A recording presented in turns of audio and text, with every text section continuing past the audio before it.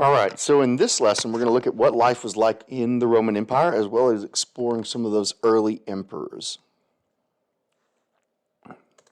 As we mentioned in the last lecture, Caesar Augustus is really credited with starting what's known as the Pax Romana, or the Roman peace. This is because he puts an end to the devastating series of civil wars that have been plaguing Rome.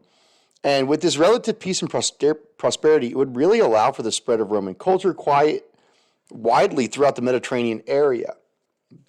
And there's a couple of important things that come out of this spread of Roman culture, and one of them is the spread of Roman law. So the Romans are pretty culturally tolerant, meaning that they generally let other people keep their own local laws in place. But on top of that, you would have the larger Roman law, which would apply to all citizens of Rome, even if they weren't living in Rome itself. And there are some basic principles from the Roman law that we use today because our legal code here in the United States is heavily influenced by the old Roman legal code. So one of these things is that legal decisions in the Roman Empire were based on precedent. So this is where judges would look to past cases and into past rulings to make decisions on how to rule on the cases that were currently in front of them. And we still use this today. Every time lawyers go into court, they're always citing previous cases in hopes that by saying, look how the judge ruled in this case, so this means you should rule in this particular way in my case. And so this is a way that the legal arguments are done in the U.S. courtrooms, even today. And the other thing is even, I think, more significant, which is that Roman law instills the idea that people are innocent until proven guilty. And of course, this is one of the bedrock ideas of the American legal system as well. And this is very significant because a lot of other ancient cultures had the exact opposite idea. That, you have to prove your innocence and the burden is on you, the defendant, to prove that you are innocent of the crime you've been charged with. And that can be a very difficult thing to do as a defendant. So this way, they shift the burden of proof to the prosecution. And that's going to be, a great benefit to people who are accused of crimes. Especially, of course, if they're actually innocent. So this is one of the principles that we've adopted as well. Another thing that was heavily influential during the Pax Romana was the spread of Roman engineering. So the Romans built an extensive road network to continue and unite the far reaches of their empire. And this road network now, especially when you move into, say, like Greece and Turkey and those kinds of areas, some of it would, those road networks were already there from the Persians, who had built very large road networks themselves. And we talked about the ancient roads before, but Romans go even further. If there were ancient roads already there, they would kind of repave them. They would make them better and easier to travel. And then in new areas that they conquered, they built new roads. And even today, if you travel around Europe, a lot of times the major roads you're traveling on are connected to this old Roman road network. Granted, the roads have been enlarged and paved, but still a lot of these old Roman roads still survive today. Another thing that we see is how Romans built aqueducts. And we have a picture of an aqueduct here. It's, I'm not sure that it's functioning anymore, but the purpose of an aqueduct was to basically bring water to the cities. And this is one that's in Segovia, Spain. So it was built by the Romans when they controlled all the region of Spain. And the Romans loved water, honestly. And you could go to any Romanized city and you would oftentimes see fountains, you would see aqueducts bringing water in, and the water would be used for cooking and cleaning. It's also going to be used for bathing as well. Now, if you're really wealthy, you would be able to divert some of this water from the aqueducts into your own private estate, where you would have your own private bath. But if you were just, say, a person of middle class, you wouldn't be able to afford to have a bath in your house, but you would have enough money to go visit the public bath. And so when you go to Roman cities, you will frequently find even today, the ruins of Roman bathhouses. So here we have one of the bathhouses from the Roman city of Pompeii. And when it was actually functioning, you would find that this bath would be filled with water. You could see that there's a space here for people like to kind of sit as they're bathing. And I know that this is kind of gross to Americans, but they tend to be, because we're very private and we shower by ourselves, we bathe by ourselves. But at this point in history, they don't have the same views toward privacy that we do. So there doesn't seem to be a problem with people people coming together and, bathing communally in these areas. And so we find that a lot of these engineering feats have survived. And then lastly, we have things like the Colosseum that you can see here in the kind of side graphic there. And notice how these lovely Roman arches are here, and those arches are distributing the weight, so it allows the Romans to build, several stories high because the arch can support the weight that's above it. And things like the Colosseum, of course, have started to fall into ruin, but you can go visit in Italy today, and you can visit the Colosseum, and you'll notice that there are parts of it that have, over time crumbled away, but still you can imagine what it would have been at its height. And the fact that even part of the structure survives is a testament to how well built these structures are from 2,000 years ago. With the Peace of Pax Romana, this allowed for the expansion of trade, and we can see from this map how there were trade goods coming and being traded within the empire. So, Britain, for instance, is bringing things like gold and gems and slaves to sell on the market. So these things would be coming in from North Africa. They were getting things like grain and purple dye. But what's kind of interesting here is that the Romans even have access to Eastern goods. So not a whole lot, but we're seeing silk was coming from China. You had spices coming from India in the Far East. And so really, because of the peace that the Romans enjoyed, they're able to enjoy this trade coming in. Though we should note again that further away the trade goods come from, the more expensive they are. And hence, really, it's only the elite that have access to these kinds of luxury goods that are coming into the empire.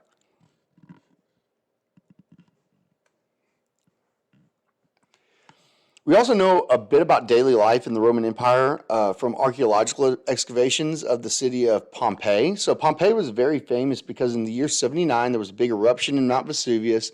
It totally destroyed the city.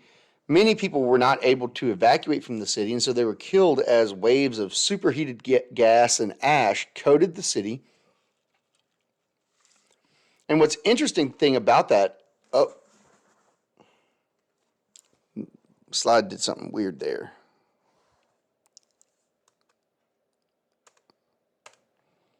There we go. And so, it preserved it so that thousands of years later, here we come along, archaeologists, and do excavations, and they start to uncover a lot of the artifacts from the city. And so we can tell a bit about this culture.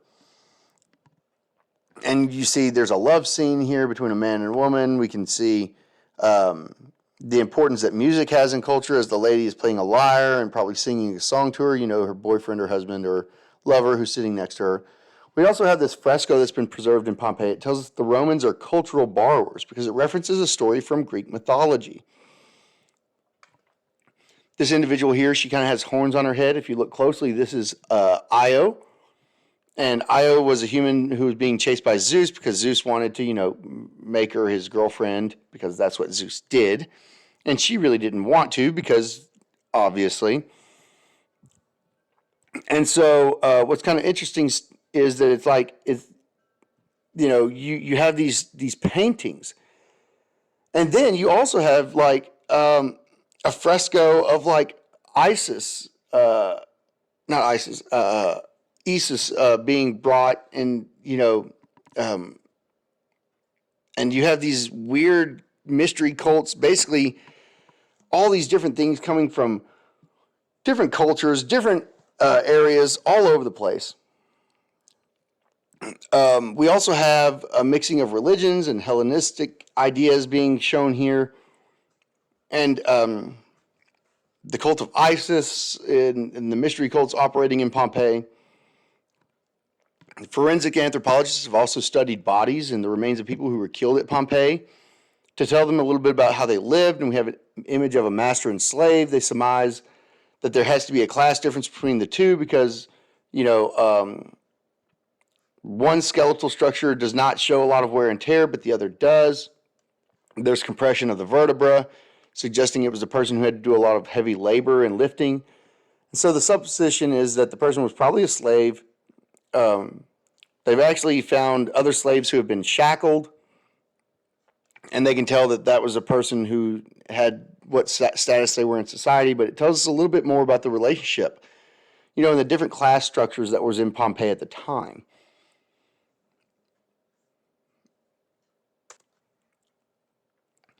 And then this last picture here is really kind of an interesting picture. It kind of shows like kind of a version of like an ancient fast food stand. So there's places here for cooking, and you wanted to grab a quick meal on the way home from work, and you stop by and pick up your food. And you can see you've got like a chicken here, and you got fish here, and you've got different animals around this thing. It's like, hey, this is what food this is. And so clearly what we're seeing in Pompeii from these excavations is that this would be, a thriving city and before its destruction, and certainly one that had a bit of prosperity to it. And in a way, it's really kind of a perfect example of Pax Romana and the stability which was allowed to come from that time period and the prosperity that it built.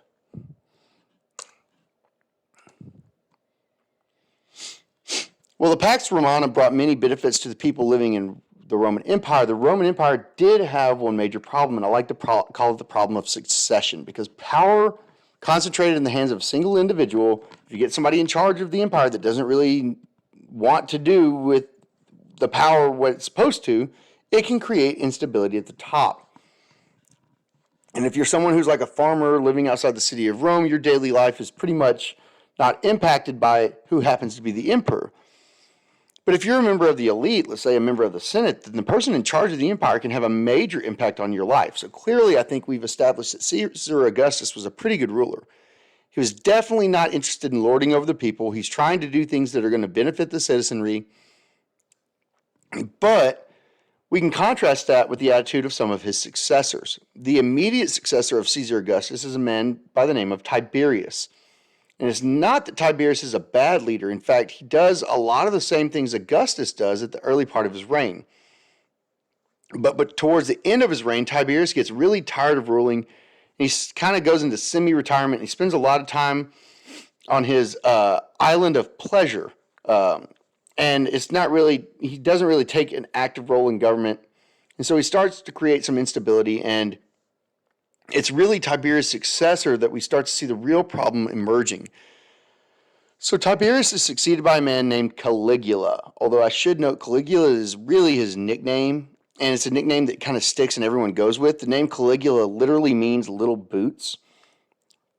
We know when he was a young boy, his father had him dressed up in a military uniform and brought him to a review with the troops, and the troops are all kind of look at him and think, oh, look at this little kid, these little Roman uniform. Look at those little boots. Isn't he so cute?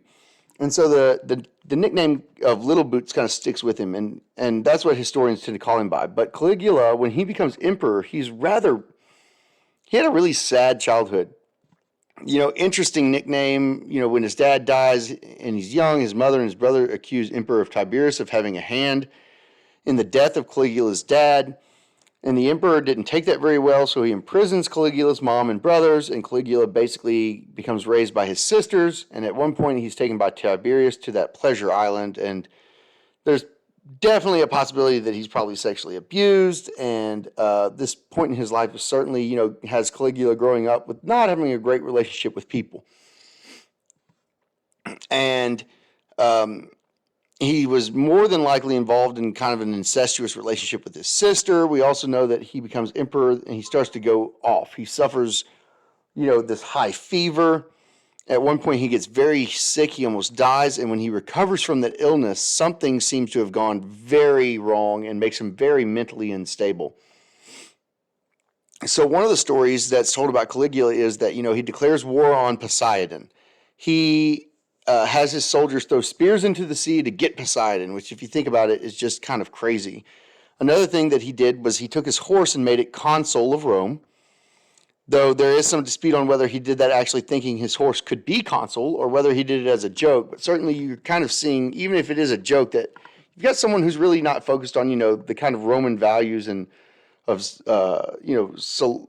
being solemn and being and having dignity, and trying to be a good ruler like Caesar Augustus. And there are also stories that are told about him, and we have to be careful because a lot of these stories are written by his political enemies, so it's possible that they exaggerate them. But They claim that, he would dress up like a god and want people to interact with him that way. There's stories that he used to sleep with the wives of the senators and then go to the meetings of the senates and rate their wives on their performance in bed and would give details of the performance in front of their husbands and the other guests that were there, which would be very humiliating for any of the senators to have to go through. And, he's so unstable that by the year 41, his own Praetorian Guard kills him. So they wouldn't do this if he's a good ruler. Now, Caligula's death, you have another successor, Claudius, who's a decent kind of ruler, except for the fact that Claudius adopts a son and names him heir, and that son's name is Nero. And Nero is going to become emperor pretty much right after he gets named heir. Claudius dies. So, there you go. There's some idea that, Nero's mom, Agrippa, may have poisoned her husband so that Nero could become emperor. And again, Nero is starting off not as someone, as a super bad ruler, but over time becomes less and less interested in ruling. And, he brings back the Olympics and he does have all these events, but he doesn't do athletic competitions. Rather, he does events like poetry and music, and that way he can enter them and win all the events. And, Rome, burns during his time. People try to accuse him of setting the fire, but it was probably accidental. But Nero seizes the land that had been destroyed by the fire and then uses that land to build himself a new palace. And people that used to live there just kind of get kicked out. They get kicked off the land, and so they start saying, that Nero did it. And of course, Nero ends up trying to deflect blame by blaming the Christians and for having started the fire, and he starts to persecute Christians. He's not doing a very good job of ruling the provinces, so the provinces start to rebel. In the year 68, things have become really unstable. Nero decides to commit suicide instead of running the risk that he's going to be assassinated. So then, with Nero's death, we kind of find, Rome falling into a bit of chaos. And there's kind of this mini civil war that breaks out. The person who wins that civil war is the emperor named Vespasian. And Vespasian tries to put Rome back together again politically. And one of the ways that he tries to ensure stability, ensure that people are loyal to the emperor, is he encourages the spread of the imperial cult. Now remember here, when we're using the term cult, we really mean like religious practice. So the imperial cult was the religious practice of having people make sacrifices to the Roman gods for the protection of the emperor. And it's really part of the Roman civic religion, And so it's a means of showing your loyalty to the government. You can kind of think of the imperial cult, as the modern day equivalent to saying like the Pledge of Allegiance. Although the Pledge of Allegiance, we're simply saying I'm loyal. We're not actually doing any kind of worship of the flag or the government. But the imperial cult, you're actually worshiping the Roman gods. And really, the Roman elite aren't interested in practicing it. And we see that it starts spreading in the countryside and other parts of Roman Empire. And we kind of will eventually come back to that. And it becomes very problematic for Christians because Christians are not allowed to worship the Roman gods. And so this is going to be one of the ways that they end up being in a lot of trouble. So Vespasian, kind of dealing with the problems of the Civil War, turns out to be a pretty decent ruler. His son, who succeeds him immediately after his death, is also a pretty decent ruler. Then he dies, and we have Emperor Domitian coming into the scene. And Domitian goes back to that example of being an emperor that's not really stable. Domitian started off okay, but towards the end of his life, he becomes incredibly paranoid. He thinks everyone's out to get him, and he starts to arrest senators and accuse them of treason and no real evidence at all. He starts killing senators, and it becomes very dangerous to be a member of the elite because you don't know what Domitian is kind of scared of you, or if he's worried about you, or if he's going to arrest you and kill you. And so he does this with his own palace staff as well. He has service, polish the marble according to the stories that we have about him, until it basically shone like a mirror that he could tell if anyone was trying to sneak up behind him and stab him. And he actually brings a seer to come in and predicts the day and the hour of his death. So as that day approaches, He becomes more paranoid and starts imprisoning people and killing and torturing people. And the day finally comes, and he's hanging out in his bathtub. He's like, I'm not going outside today. And his servants come to him and go, hey, Emperor, guess what? The time and the date has passed. You're safe. And he's like, great. And so he gets out of the bath and he goes towards him, and they pull out their swords and kill him. And, as the story goes, that was the day that he was determined to die. And so they had done this because they were basically afraid that if they didn't kill him, they would somehow turn around and kill him first. So with any effect, Domitian is assassinated by his own servants, whether or not the story about the day and hour of his death is accurate or not. He gets assassinated. And so this is a brief look into some of these Roman Empire emperors and how they are a little bit unstable, and how that can happen in the imperial system.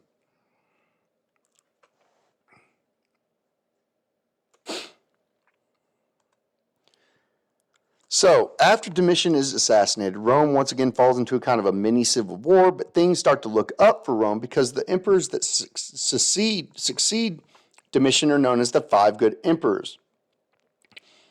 And during the reigns of these five emperors, Nerva, Trajan, Hadrian, Antonius Pius, and Marcus Aurelius. You don't have to know their names, you just need to know that their reign was called the Five Good Emperors, and things in Rome politically are very stable. For one of the reasons why is because the Five Good Emperors were able to achieve political stability because the first four of them adopted heirs and trained them how to rule. Now, they're doing this because they did not have children of their own. So Nerva, for instance, he takes over after Domitian. He kind of wins the mini civil war. He's quite old when he becomes emperor. He doesn't have any children that can take on the role of emperor after them. So this is why the Praetorian Guard helps him pick Trajan to be his successor. But by adopting heirs, what these emperors are doing is that they're looking for people who could rule the empire well. And so because of that, we start to see a series of emperors who know how to use the power that's been given to them. And so we see a bit of this training going into place in a sense that, these are individuals that are handpicked to become successors for the emperor. And so another reason why they're called the Five Good Emperors is because they are restoring the status of the Senate. So Nerva himself was a former senator. He's making sure that, release from prison any senators that have been imprisoned during Emperor Domitian's reign. Trajan's going further. Trajan is actually working to restore some of the property to those families and those senators who had been imprisoned. He's working to give them their property back that had been taken by Domitian. And so in doing so, this makes the Senate feel much more respected. Now, it's important to note that the emperors are not giving back the Senate any of their power. So they're not sharing power with the Senate, but they're giving this idea back that, the Senate is comprised of elite citizens and that they need respect because of their status. And this is going to create a lot of goodwill between the Senate and the imperial family during this time. Another thing that these Five Good Emperors are doing is they're doing tax reform. So they're going to try and limit corruption in tax collection. In this process, we're going to end up keeping more tax money in the provinces. They're going to take as much as, they can, but when it comes to Rome themselves, they're going to make sure that a good bulk of the tax money is going to stay in the provinces and being used in the provinces for road construction and building and military service. And so in this way, people living outside of Rome itself in the vast regions of the empire are going to feel more committed to staying in the empire because they see that they're not being exploited by the emperors. And, there's good things being done with their tax money. We see that it's a time of the empire's history where there's vast spread of Roman culture. Trajan is continuing to expand the empire, so they expand the empire and they're bringing Roman culture to other parts of the world.